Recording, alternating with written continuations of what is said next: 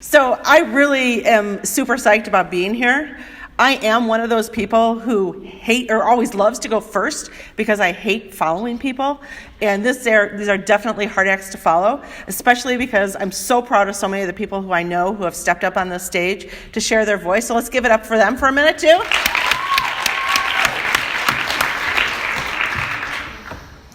Okay, so let me know if you've heard some of these statistics before. People who identify as Latinx make up 19% of our population, and that's growing. Latinx students make up about 25% of public school populations, and that number is growing too. But look around at your schools, only 9% of teachers in all public schools across the entire country are Latinx. Then there's your curriculum. The only place you're likely to learn about Latinx culture in school is maybe your Spanish class. If you're in American history, you're not learning about the contributions of Latinx people, unless it's Cesar Chavez, because he's considered a safe Mexican American to talk about in school. But even Dolores Huerta, who's still at 88 years old, is fighting to make change. She doesn't make the grade. And when's the last time you studied the roots of salsa in music class, or La Cumbia in gym class, or read Latinx authors in English class? Yet every day, schools try to determine why Latinx students don't seem to do as well as white students. And why are we comparing y'all anyway? Go figure. As one student I talked to said, white students learn about their history and their culture every day. So when's the last time someone asked you how you felt about all of this? I've been working at Gurry Middle School for 14 years, and I've become frustrated at all of this as an educator. So when I entered a doctoral program in 2015, I wanted to look at ways to make schools safe and relevant for Latinx students. So last month, I successfully defended my dissertation titled Changing the Narrative, using middle school student testimonials to understand the educational trajectories of Latinx students. I know that's a mouthful, but in short, my aim was, and still is, to learn what the Latinx students need from schools so that they can succeed too.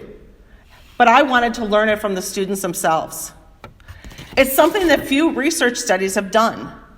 Instead, we have legislators and educational bureaucrats, and remember that low number of Latinx educators to get an idea of who those bureaucrats are, deciding what would work best to help Latinx students do better in schools.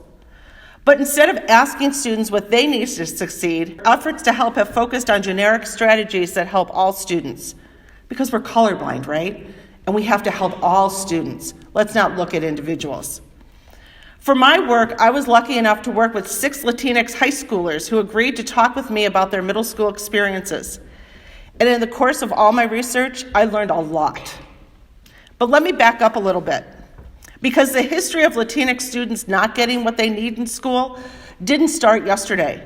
In fact, it's been going on for more than 500 years.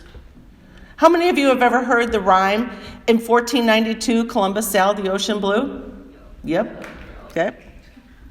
Every fall, kids learn about Christopher Columbus and how he set sail to find this new quick route to India and its riches and spices. Hopefully you now know that despite Columbus's contributions, he was not a good guy. Okay? In fact, historians primarily acknowledge that he set off this whole centuries of exploitation of indigenous peoples of North and Central America. For example, when he set sail home after his first voyage, he brought with him exotic food and animals from this new world, as well as a dozen slaves he called Indians. When he went back to the Caribbean, however, he was heavily armed and set out to acquire everything the indigenous people had that Spain wanted, from land to food to women. Where Columbus went, other explorers followed. And like Columbus, they viewed dark-skinned indigenous peoples as less intelligent than Europeans and a great source for cheap labor. The Catholic Church, in fact, which built schools and made sure the native peoples of these new to the Spanish world assimilated into Spanish culture, only educated the native people until they were useful. For example, someone destined to become a laborer would need less schooling, right, than maybe a cook who needed to know weights and measures. and all of them would need far less education than the children of Spanish families. Mission schools especially work to replace indigenous languages, religions, dress, and customs with the Spanish language, Roman Catholic faith, and European customs. The goal was assimilation into Spain, and today that assimilation is into white culture. You've been twice colonized.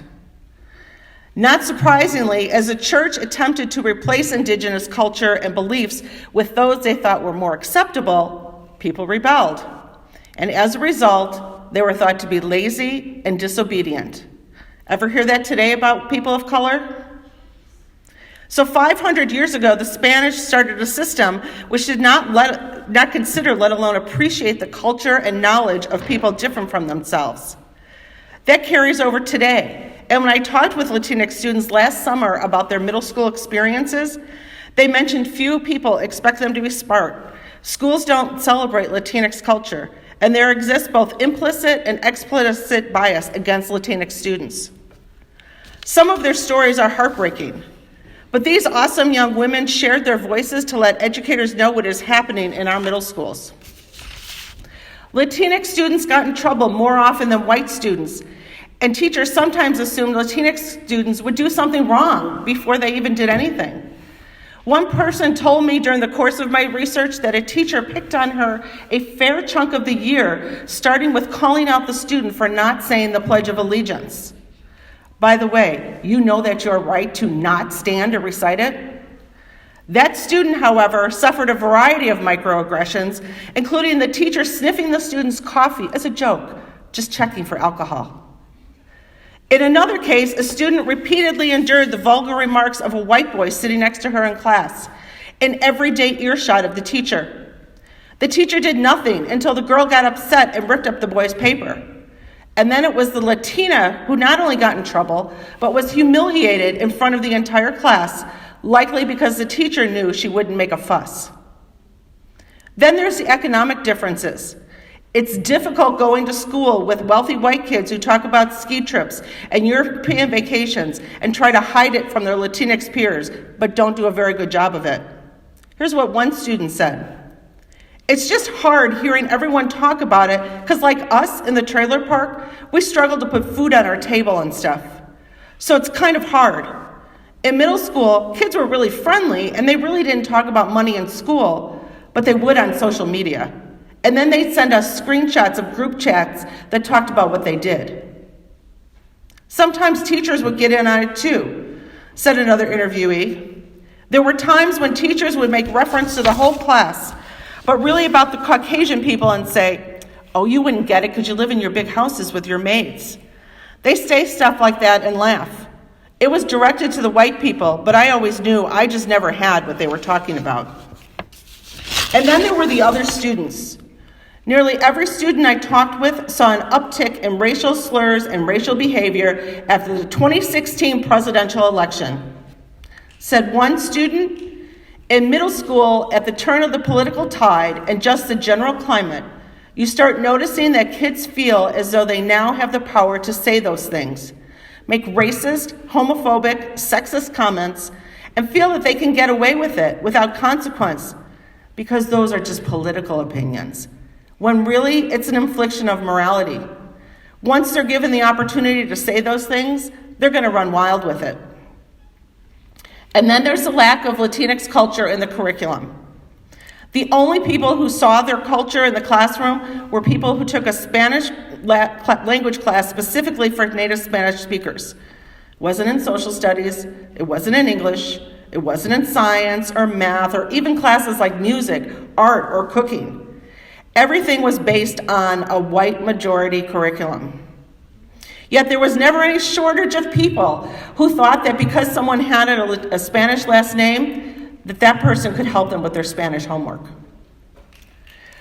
But I feel like I'm preaching to the choir. You all know this, and you need to keep telling other people.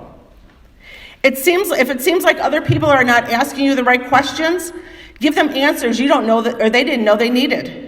If it seems as though they're not listening, speak louder. Most of all, know your stories are important. It's not fair that you need to fight for the space to tell your stories, but you need to do it. Now that I am Dr. McGovern, I plan to keep fighting this fight. And while I can help you open doors, your stories are yours, and they need to come from you. So know the power of your voice and use it.